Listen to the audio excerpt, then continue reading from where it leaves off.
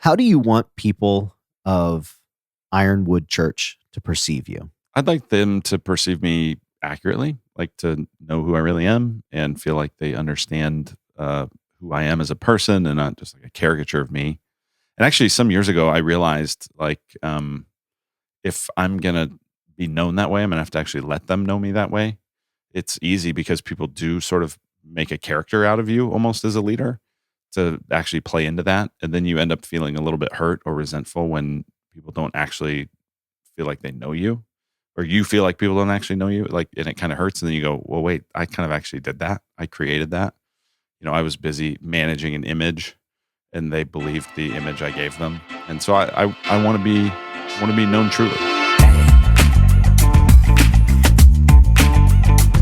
Hey, welcome to the Preaching Through podcast. I'm Dave. This is Luke. Hey, This is season 4, episode 8, Preaching Through Vulnerability. And if you are listening for the very first time, that means there is 3 entire complete seasons, and all of the first 7 seasons of this episode of this season you could go back and listen to. This conversation pairs, I think, very real to a conversation we had in season 1, Preaching Through Pain, kind of addressing the more personal side, the more unseen part of what it is to be a preacher. yeah, sometimes you're preaching through a season of your own pain, and it might be pain in your personal life. It might be pain of what's going on in the church. Maybe at some point you decide, you know what, there's some stuff in my just past I need to work through, and you start working with a counselor, and that surfaces pain. And how do you get up week after week and preach God's word when you're hurting? So that's what that episode's about. And yeah, it's interesting. I hadn't made the connection between that episode and this one, but I think we are covering some similar territory, especially as it relates to just how truly are you going to be well known? What does it look like to, how much is too much to share? That kind of stuff, I imagine, is where we'll go. Yeah, and this is something that I've considered in my own ministry. Back in my early 20s, I was looking at different leaders in my life and picking and choosing traits and characteristics from just great leaders, saying, I think this is very much how I want to be perceived, or this is true to my character, so I want to kind of lean into that. This doesn't really seem authentic to me, so I might want to stay away or shy away or be careful of that. And one of the defining characteristics that I wanted in my leadership was approachability. As the music leader, I didn't want there to be some sort of an invisible barrier that prevented people from seeing the true, authentic me. And I knew that the more accessible I became, that there probably would be a little bit of glamour that would fade because, right, like people want the thing that they can't have. Sure. And so the leaders that I kind of saw as inaccessible, they seem to be like, for lack of a better term, like in junior high, like popular. And I was like, I want to be more accessible, so I think I'm going to sacrifice some of that popularity. Yeah. And we've kind of broken down this vulnerability and said, well, there's vulnerability, there's transparency, and there's authenticity. And I think before we start talking about vulnerability, we should just define those 3 terms and how maybe they differ, at least how they differ in your mind. So transparency and vulnerability are probably more similar to me. Okay. They both have the idea of like that you're showing a lot of who you are, whereas authenticity feels a little bit different than both of those other words. So like the way I think about it is authenticity is people experiencing the true you. And I think that authenticity is required in every situation if you're a leader. Like you have to be authentic. They need to experience the true you. Now, transparency or vulnerability is people experiencing the full you. And I don't think that is always required. I think that is given when it's appropriate based on the setting, when it's appropriate based on the moment, when it's wise based off of the relationship. A lot of it depends on the maturity of the people that you're with. So that would be, to me, the big distinction. Authenticity, people experiencing the true you. Transparency or vulnerability, people experiencing the full you. And so I think that's pretty different. And yet a lot of people get those confused and feel like if I'm not being fully transparent, if I'm not being fully vulnerable, then I'm not being real. And so that leads at times, I think, to leaders oversharing, letting people who aren't really trustworthy in on pretty special or precious information about yourself or about your family or about whatever. And it does some damage. On the other hand, being kind of phony where people don't experience the real you at all, well, that clearly is a problem.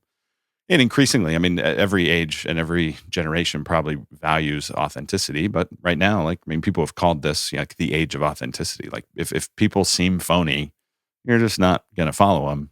And so that's what's always funny is people who are trying to look authentic, which is inherently inauthentic. So there's a lot here mixed up in this conversation. I've talked in past episodes about how I was in early on the live streaming trend when Meerkat and Periscope were the first two ones out there. I jumped in on that. And one of the conversations that emerged very quickly was, how much do you let people into your life when you're giving them literally a window into your life? You want to be real. You want to be honest. You want to be authentic. So that means what? Everything about you has to be out there.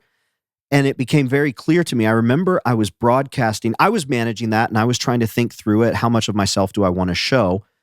And I remember live streaming from a Jack and Jill bathroom. I Okay. started a live stream from a Jack and Jill bathroom, and I immediately got pushback from people saying, "Why are you live streaming from a bathroom?" I was just standing in there. Like, it's not near the shower. It's not near the stall. It was just at the sink and the mirror.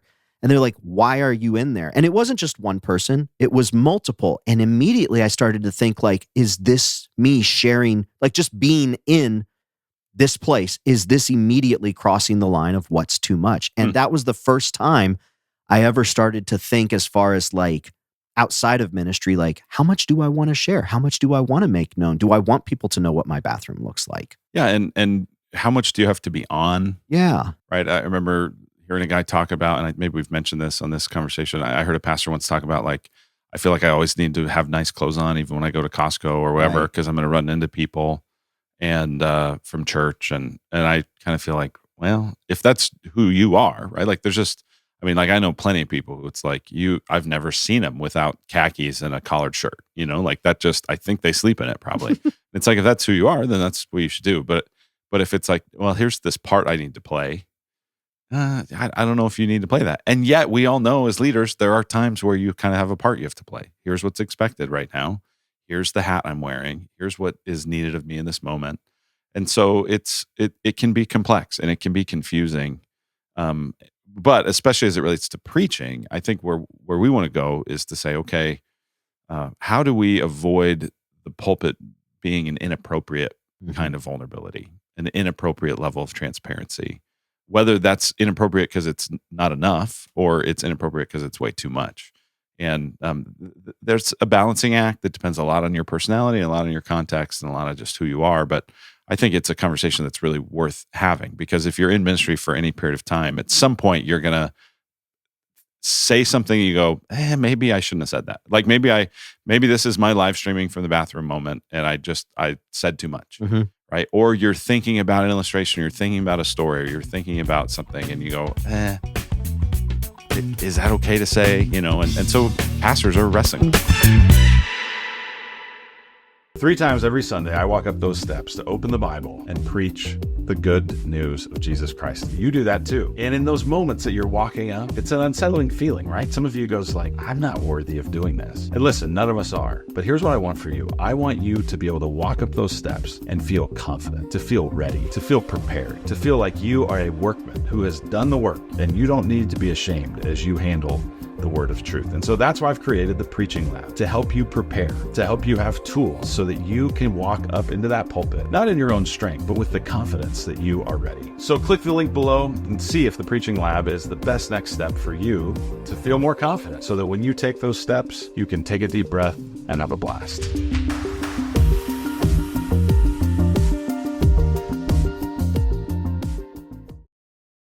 For the purpose of the conversation, we want to identify that there is good and healthy vulnerability, and there is what we're going to label manipulative vulnerability. Would you break down those two different sides of the coin? Well, the reason that some vulnerability is good and the reason some vulnerability is manipulative is kind of the same reason. These are sort of opposite sides of the same coin, which is that vulnerability, especially in our context, in our day, it really works, right? Because people, like I think Craig Rochelle says, people would always follow a leader who's real rather than follow a leader who's always right? Like, That's what they'd want. And so people they want authenticity. They want the real thing. And so vulnerability, because people are often confused about it, vulnerability is experienced as authenticity, even if it's for show. Like if you're saying things that feel like, ooh, I don't know if a lot of people are supposed to know that, or that feels very personal, or that feels very intimate, or that feels very emotional in some way, then that feels to people very authentic. And therefore, if you are vulnerable, it can be a very good way to connect with people. It can be a very good way to show them that you're not on some pedestal. That kind of transparency and vulnerability can help them experience that you struggle with the same things you do. This isn't just let me show you how I conquered the world so you can too. It's like, let me show you how I'm in the struggle with you also.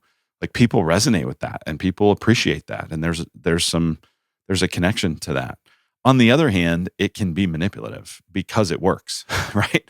You can, all right, cue the tears, cue the sob story, cue the, right? And you can actually invite people into your pain, right? We live in a culture that is like, who can claim the biggest victim status, and whoever that is, we really esteem that as a culture. Now, there's a lot of problems with that, but there's an intuition there. And so if I can tell you a story that evokes your sympathy for me or evokes the pain that has been in my life, like I can actually use that to get you to feel a certain way. So that's where it's dangerous. It's because it's so powerful, because people do resonate with it and they do generally want to follow it.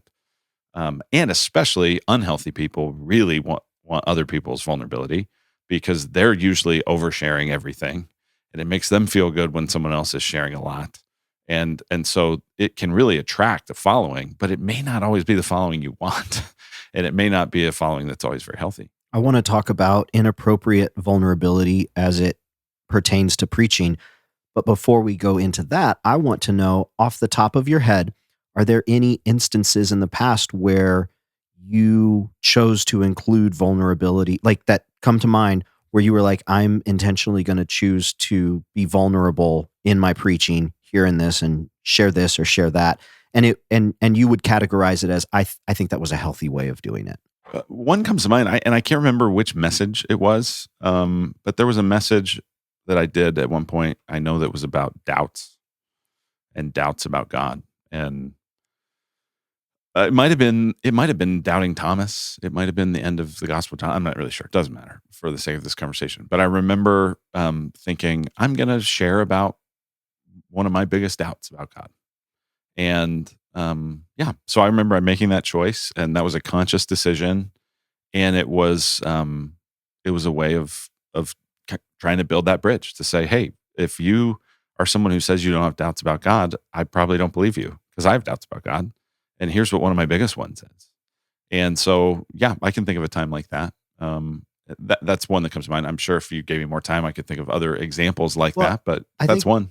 You've shared your testimony multiple times, and it's a, do you want to just share the part that you think I'm thinking about right here, where I think you would be a friend? Yeah. So, I got to know a guy, and as we were reading the Gospel of John, he got to know me, and we were reading Jesus in John 6, and a bunch of people walk away from Jesus. And this guy, his name was JR, who had only known me for a month or two, said, hey, Lucas, I've gotten to know you. I think you'd be one of the people that would walk away. And I was like so offended, but I also deep down, I think, knew he was right. And he was essentially saying, like, you seem like you follow Jesus when it's convenient or if it makes you look a certain way. But I'm wondering if it got hard, if you would still want to follow Jesus. And that question is what I then had to wrestle with for a number of weeks.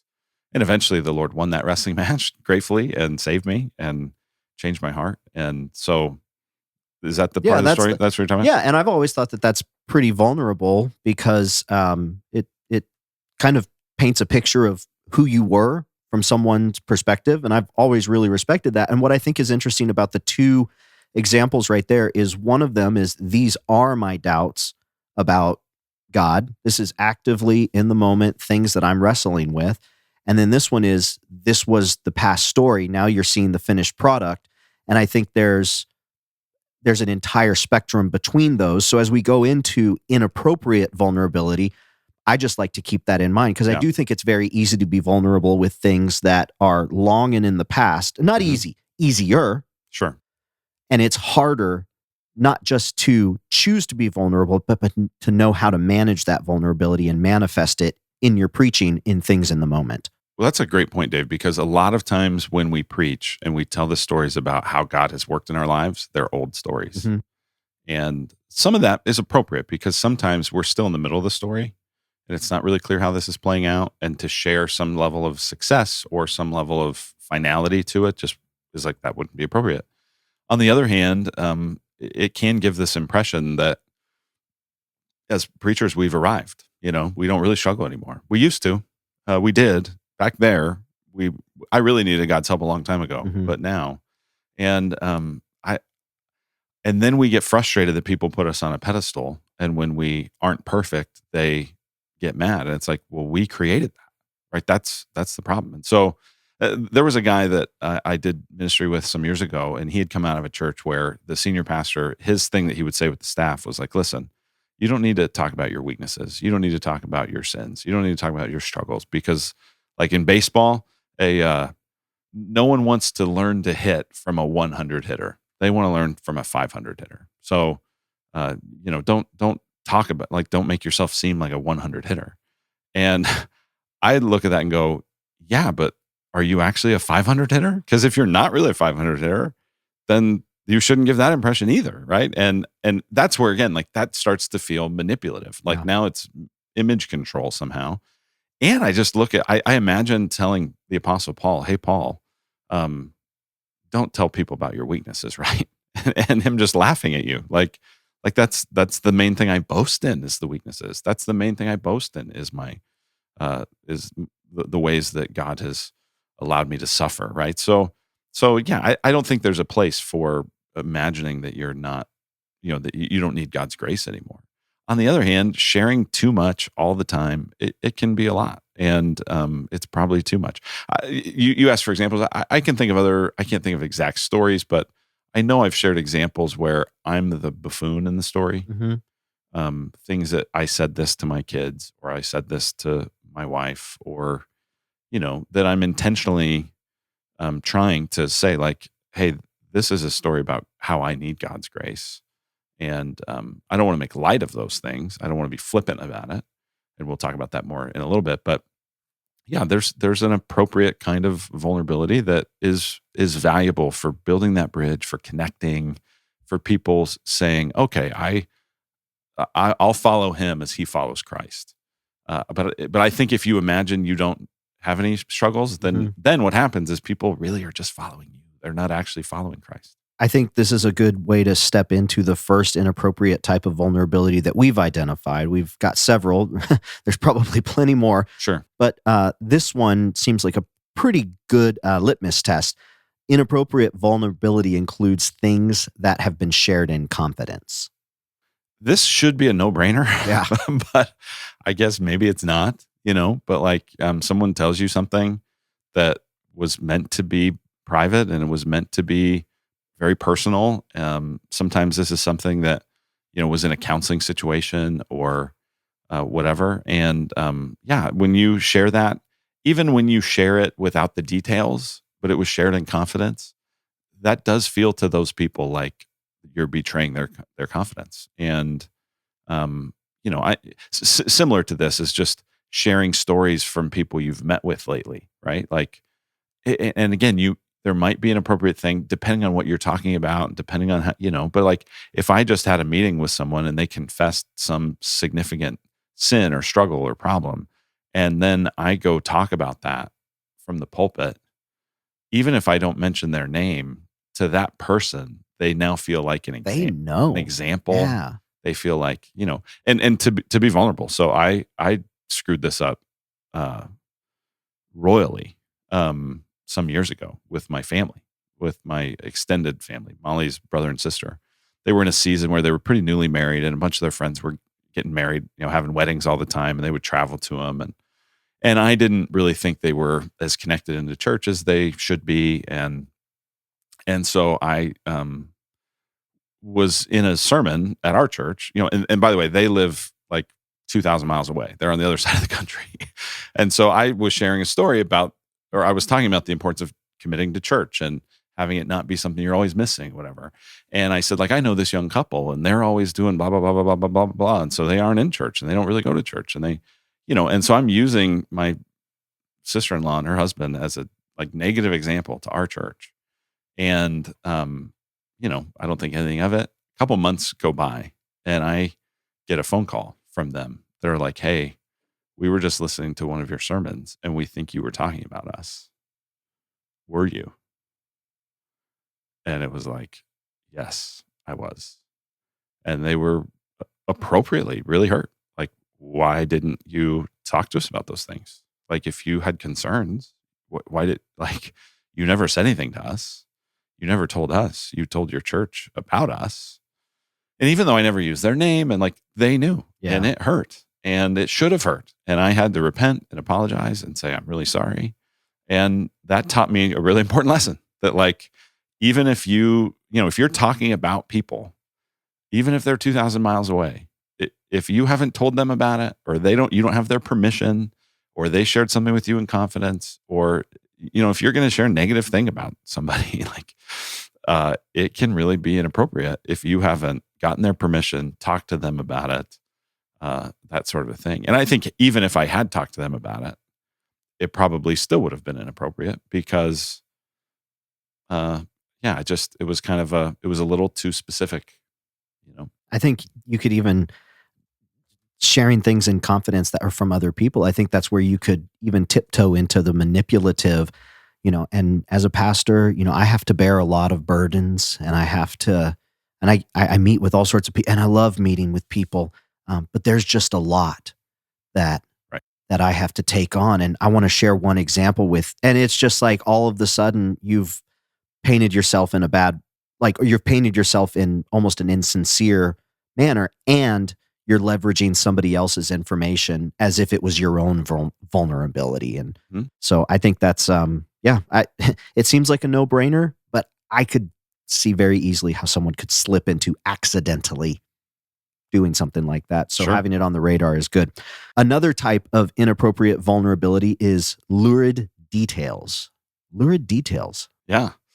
Yeah, let me actually look up real fast what the word lurid means. Okay, because I'm glad you're looking it up. Well, because I wrote that, and it's like I know what it means, but like I thought this would be actually okay. So here you go: very vivid in color, especially so as to create an unpleasantly harsh or unnatural effect. Okay, presented in vividly shocking or sensational terms, especially giving explicit details. So where I hear this is a lot of times in testimonies. Right, someone's sharing their story about their past, and they're sharing their story about what they were like as a non-Christian. And there's just a little too much detail about how many people they slept with, or the kinds of things they did, or the kinds of drugs they took, or it's just a little too detailed and graphic. And it's not just because the problem with this isn't just that it might be inappropriate based off the audience, though that clearly could be the case. But even if you said, hey, everything I'm going to talk about here is with an audience it's totally age appropriate or whatever, the challenge is those kinds of shocking details end up being what people actually remember. Mm-hmm. And people hang on to those details more than they hang on to what you're actually trying to do, which is hopefully show them Christ and what Christ has done. And so some level of detail, and there's a balancing act. And if you're not sure, and if you have a real colorful story and you're like, okay, I want to be careful on this one, then I would get input from people around you, say how much is too much to share here. I was thinking about this, and we're going to have a couple episodes as we finish this season related to how do you preach on countercultural issues, and some of that relates to sexuality and stuff like that. And so I've had to wrestle with when I'm giving a message about sexual purity or about lust, mm-hmm. which has been an area of sin for me and struggle and temptation for me, like probably everybody listening. How do you talk about that? Right? Because there's a way to talk about it that's kind of flippant, like, well, yeah, everybody deals with it, that makes it seem almost like no big deal. On the other hand, it hasn't been a no big deal thing for me. Like I have enough specificity about how I've sinned in those ways. Mm-hmm. But I'm going to give that message to people that are going to have to see my wife, and my kids are going to be in the service. And so how am I going to talk about that? And, I could get into more specifics about that stuff and my past and my history and struggles and whatever, and as could anybody, but there's a way. So like, I remember recently it came up in something I was saying, like there's things in my head that I can't get out of there. And I feel like that's an appropriate way. Now, the problem with that is it's not very specific, and you could fill the gaps in with whatever you think that might mean, and it might be way worse than what it means. And I have to live with that you just filled in the gaps with something worse, or it might be way better and I have to live with that, whatever. But it's just, too much detail, too much color, too much specificity. It's distracting.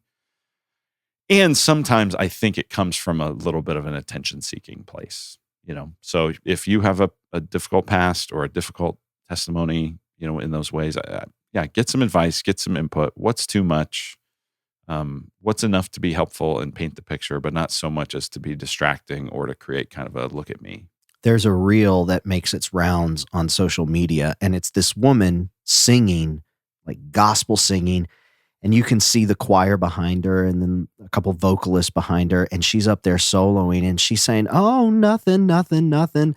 Nothing I did, nothing I said, nothing I smoked, nothing I ate, nothing I drank." And then she goes on and on. I've seen that one. She gets real specific. She gets very specific. You're like, please stop. You can Please see stop. the Please stop. discomfort in the vocalists that are standing behind her. And it is a very vivid picture of why it's important to balance just exactly how much you choose to share, because you're seeing that real and jest, but the faces behind it and their reactions are very appropriate, and it just loses the point. Well, that's where you go back to the difference between authenticity and transparency, right? So sometimes people feel like, unless I share all those details, I'm being inauthentic. And I go, no. If you make it seem, this is actually what hypocrisy is. Hypocrisy is not saying one thing and doing another. Hypocrisy is saying one thing, doing another, and pretending you don't. So hypocrisy is about pretending. Hypocrisy is being inauthentic. It's giving a picture of that I don't really struggle with this when I do, right? So that would be inauthentic, but it's not inauthentic to not share all the gory details, right? People don't need to know that. That is an inappropriate level of transparency and vulnerability to get into all of those specifics of stuff. It's not being inauthentic. It's actually oversharing. And again, some people will appreciate it. And so this is why it's always dangerous, because you will get good feedback. Oh, wow. You're so vulnerable. You're so transparent. I just appreciate the level of authenticity. And so you will get good feedback on it, but that doesn't always mean it's right or good. The next one that we have listed is struggles that relate to current church conflict. Yeah, man, this one is tough. And, in the last handful of years, especially about 4 years ago in our church, we had a real season of conflict. It was in the 2020 Who that didn't year. Have a season of conflict? Sure. Right, where, it was the first time in my ministry where I had Sundays where I got up and would look out at the audience and see some people who I really was pretty sure did not like me. And I kind of would think, like, I can't believe you're still here. And so that's a weird thing. And so, getting up, sharing examples, sharing stories about, the pressure I'm in these days because blah, blah, blah, that's just inappropriate. Sharing stories about, sometimes people in the church, they complain about blah, blah, blah, blah, blah. And it happens to be all these live issue things, and people in the crowd connect the dots. They know you're preaching at them. But it's passive aggressive. It's a little bit like with my brother-in-law and sister-in-law, that story, right? It's like, I get to have all the feeling of ranting about this problem without any of the discomfort of actually addressing the issue. And that's what happens in this kind of thing. You get it off your chest, and you just created a worse problem, and B, you didn't have the guts to actually have the conversation in person, right? And so using the pulpit to confront issues that actually should be confronted interpersonally, that is an inappropriate kind of vulnerability. Well, and when you're talking about the church level, at that point, it kind of tiptoes into the land of gossip, and gossip is very addicting. Gossip is very enticing. Gossip is something that binds people together in an unhealthy way. And so when you start tiptoeing into that land, it is very, very powerful. And it almost can create a false sense of unity or unity around an incorrect thing. So it's not really community, it's more just politicking and almost mob mentality type thing. So it's a dangerous thing to Well, tiptoe into. and where it gets hard, I mean, all that part of that stuff is hard. But like I can think about in that season where I'm preaching things that aren't related to the conflict that's going on in our church necessarily, and I'm talking about the need to hope in God in the midst of trials and the need to trust in the Lord through adversity, right? And if you're going, well, could I share what could I share a recent story? I don't want all my stories to be from 15 years ago. Mhm. So was there a story recently about how I was trusting the Lord through the midst of adversity? And everything that comes to your mind is the adversity you're facing because of the conflict in your church and the people who are unfairly against you or whatever. And you have to like kind of not go there, Mhm. and it feels weird and it feels a little bit inauthentic because actually the thing where you're meeting the Lord is based on this conflict. But sometimes it's just not their business. That's not appropriate. It's not the way to address it. It's not the place. It's not the time. And so you've got to kind of, bite the bullet and, handle being a little bit less transparent. One of the things that we talked about in the preaching through pain episode was the potential to use the pulpit as therapy. And that's the next inappropriate vulnerability that we've got here is unprocessed pain. And when you talked about, you could use the pulpit as a therapy platform, and that's just not healthy for anyone. Um, unprocessed pain. Right. So it's the idea that there are things in your life that you've got to process and you've got to think them through and you've got to try to understand what happened and there are just times when you can tell as you listen to somebody, they're still in the thick of this pain. Yeah. They're or maybe they're not in the thick of the pain, but they're not really healed from this. And Dave, I wish I could share a more specific example. It's not that I think it's inappropriate. It's more just I'm having a hard time thinking of a concrete moment when I thought someone was doing this. Nor do I think it probably would be appropriate to call them out if I could think of one. But there just have been times where it's like, I don't think you're through with that. I don't think you're on the other side of this. This story's not ready to be told. You're still in the middle of it. And so sometimes maybe it happens as people are talking about, relationships in their lives, key family members or their spouse or something like that. And it's like, I don't know. I don't know if you should talk about all that. To me, I've sat in different sermons at different point in time, and I've been able to identify it because it feels like rather than making an argument for whatever the point is, it feels like it's mostly an emotional appeal, and it feels like it's a very personal appeal as opposed to an objective argumentation for whatever the text is saying. And in the seasons of life when I've sat under sermons like that, I didn't necessarily realize it at the time. But looking back now, I was like, I think there was probably something that this preacher or that preacher was going through that just came through as what it actually was. And now I understand what was going on. This next one starts to get more to the heart of the actual preacher, not things that are happening around, but actual things happening within. And it's confessing sin publicly that hasn't been confessed privately. So imagine that you've gotten in an argument with your wife, or you've, Okay, let me go there. Yeah, you've been the buffoon, and you've, and you might use that as an example and talk about like, I was really wrong about this. Well, that's only maybe appropriate, A, if you already talked to your wife about it and told her, and B, have her permission to share this story again, right? So that hits on a few things, but it's especially that first one. Like, if she's finding out through your sermon that you're sorry about whatever you did, that's just inappropriate. That is, the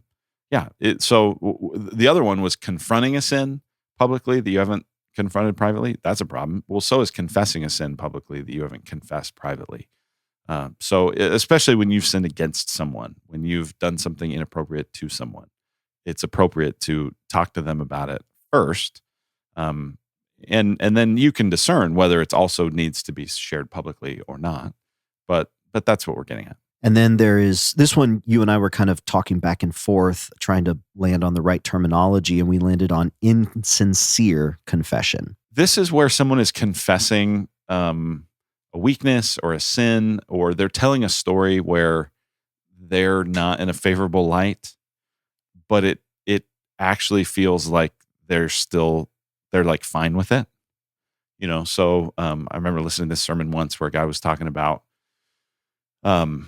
this lady he encountered in the parking lot, and what a jerk she was. And then he's talking about, and then I was a real jerk because I thought blah, blah, blah, blah, blah.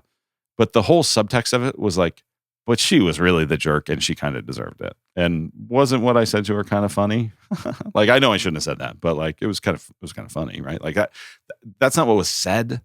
Like those words weren't used, but that's like what was said. Like that's how it, so That it was like, communicated. yeah, it was like, this doesn't feel like humility.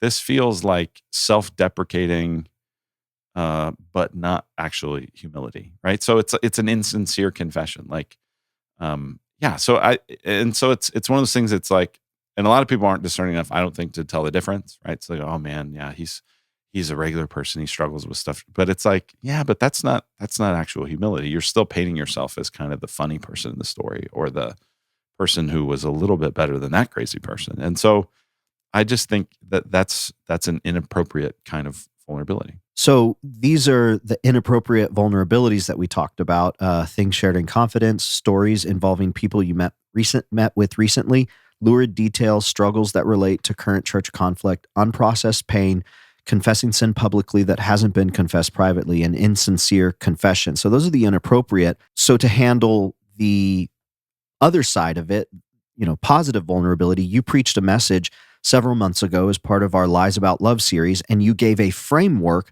to help us categorize our relationships. And I figured that was a pretty good framework to help figure out, where should I be vulnerable in my preaching with this particular story or this particular point, to give some categories to say, okay, it probably belongs here and not there. The framework is from Joseph Myers. He wrote a book years ago called The Search to Belong. And I found it to be incredibly helpful in interpersonal life, in ministry, in church size dynamics, lots of different things. But he essentially says there are these 4 kinds of belonging, or 4 spaces of relationships. And so what they are is there's public, social, personal, and intimate. Public, social, personal, intimate. And so public is people know you're there, right? This is like, you're at the sports bar and you're wearing the same jersey as a total stranger, but you're giving them a high five because your team just scored a touchdown. And you're like, isn't this the best? Yeah, it's the best. And it's like, in that point, in that moment, that's like public belonging, right? Like we both know we're there, and it's more meaningful because we know we're there. We're not going to be great friends, but like, it's great. Like there's a sense of belonging. So that's public. Then the next one is social. And in social belonging, social is they know your name, right? So social is what a lot of relationships at church are like for most people, right? There's the person that you sit in the same seats every week at church, and you kind of you know their name, and maybe you know a little bit about them, but and that's really meaningful, right? If they're not there a couple weeks, you go, "Hey, where you guys been? Haven't seen you in a while." Right? Or that's what happens, the coffee shop you go to, and they know your order and they know a little bit about you. And again, like they miss you if you're not there. And that's what a lot of good relationships are. It's that social space. Then there's the personal space. And in personal space, people know your business, right? So public, they know you're there. Social, they know your name. Personal, they know your business. They really know what's going on. They kind of know your stuff. It's like, they know what, like the details of your life, not just your story. That's more social, but the personal is like, so these are your closest friends. These are the closer, if you're in a small group with 15 people, these are the 6 people that you actually feel know you the best. It's that kind of a thing. It's your close friends. And then the last space is intimate. And in an intimate space, they know your secrets. So public, they know you're there. Social, they know your name. Personal, they know your business. Intimate, they know your secrets. And this is probably, at least Myers says, only 1 or 2, maybe 3 people. If you're married, it should hopefully be your spouse. It's maybe a best friend, maybe someone else. And there's lots of implications for this. Like one of them just that isn't related to vulnerability necessarily, but just is interesting since I'm talking to church leaders is he makes the point that we're always over talking about intimacy in the church. We're always promoting intimacy. And actually that's not really probably what most relationships should be. Like if we're pushing people to be intimate all the time, then we're actually like pushing them in an unhealthy direction. What we really need to do is like, hey, is there a way for people to know more of our story or more of our business or more of our, but like not everybody should know all your secrets. Anyway, so that really is a framework that's helped me in a lot of ways. And so, yeah, I can imagine you thinking, okay, how much would be appropriate here for me to share? And probably when you're preaching, and this is what's interesting, is there are many people in the room, depending on your church size especially, who this is public belonging. They don't really know you very much. They maybe know your name because you just said it when you introduced yourself at the beginning of the sermon, but this might be their first time or they've only been around a little bit. For a lot of people sitting there listening to you preaching, it's more social. They know your name. They know a little bit about you. You know, over time in the church, there's kind of like you end up becoming probably this mix between social and personal space, right? They know some of your business. They know the names of your kids. They know some of the funny stories you've told and some of the like they get to know you, but they don't necessarily know like how last week was for you exactly. You know, and then, but there's also a couple people in the room maybe who are in that personal and intimate space. And so this is where it's like going, everyone who's listening should go, that's the real Luke. That's the real him. That was real. But not everybody in the room is entitled to all of the stuff, right? Like, and the things that need to be shared in the personal and the intimate space, they need to be shared in the personal and intimate space.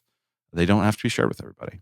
I think a really good, if you're on the fence of, should I step over into sharing this, might be good to ask somebody who's already in that space. Yeah. And ask them, hey, is this too much? Hey, you know, ask your wife, hey, is this too much to share? Ask your, one of your close friends, hey, this is the personal stuff. Do you think this would be an effective way to communicate this? And that gives you somewhere to go. If you have any doubts about that, you can ask and get some wise counsel. Well, yeah. And even if you get their permission, I still think there's times to be careful. Right. Because it's like, even if I have my kids' permission to use some story, I want there to be some stories that I don't use, right? I don't want them to think that like my dad loves me, but really he's just kind of using me for material. That really would not be good, you know? And so, I've also had times when I've asked my kids like, hey, here's a story I'm thinking about. And I can tell like, they're like, they're like, well, if you want to, yeah, you can. And I'll say, well, no, I don't have to. I won't. And the fact that I don't like says a ton to them. Like, oh, he's not just using me and using whatever for, to entertain these people. He actually loves me. And that's a really big deal. Thank you so much for listening to this episode of the podcast all about vulnerability. If you'd like a link to anything that we've mentioned, although I don't think there's a whole lot of resources we talked about here, but if you'd like a link to any of the ones that we did talk about, you can go to faithfulandfruitful.com/408. We've got a couple more episodes in this season, and Luke, you already hinted at them, countercultural convictions. And then we have a episode with someone who has made lots of appearances in the podcast, although no actual appearances himself. And that's going to be with the teaching pastor at our church, Ironwood. It's going to be with Seth, and he's going to be talking about sexuality and gender. So that's going to be a fun episode. Yeah, he's done a ton of work on that, and that episode's going to be really great. So thanks for listening. If you have any questions or you have ideas for episode, info@faithfulandfruitful.com. You can get all sorts of resources at that website. Send us your deepest secret at info@faithfulandfruitful.com. Just kidding. Don't do that. Please don't. All right, we'll see y'all. Bye-bye.